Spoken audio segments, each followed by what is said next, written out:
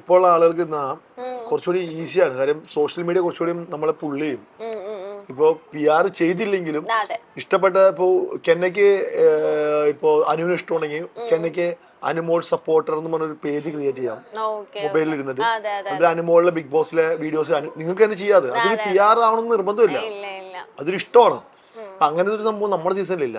അപ്പൊ അതുകൊണ്ട് നമുക്ക് ഭയങ്കര ബുദ്ധിമുട്ടായിരുന്നു. പിന്നെ നമുക്ക് അങ്ങനെ ഒരു സീസണില് ആകെ കമൽ സാറും കമൽഹാസൻ സാറും പിന്നെ മുകേഷ് ഏട്ടൻ, പിന്നെ ഇവരാണ് നമ്മുടെ സീസണിൽ വന്നത്. പിന്നെ ലാസ്റ്റ് സ്റ്റീഫൻ ദേവസി വന്നു ഫിനാലയുടെ ഡേ, ആ ഡേ വന്നു.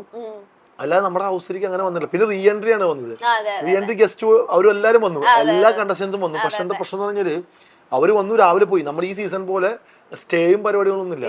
കാര്യം അതെന്ന് പറഞ്ഞാല് ഭയങ്കര പുറത്തുനിന്നെല്ലാം ഇപ്പൊ നമുക്ക് എന്തുകൊണ്ടും പറയാം. ഇപ്പൊ പാനിക്കാക്കാം, അതിന്റെ അകത്തുള്ള ആളുകൾ വേണമെങ്കിൽ ചെവി പോയി പാനിക്കാക്കാം. പുറത്തുള്ള കാര്യങ്ങൾ ഇങ്ങനെയാണ്, നിങ്ങൾക്ക് പുറത്ത് ഭയങ്കര നെഗറ്റീവ് എന്ന് പറയുമ്പോൾ ഞാൻ ഭയങ്കര പാനിക്കായി പോലെ. അപ്പൊ അതിനൊരു ടൈമേ കിട്ടിയില്ല.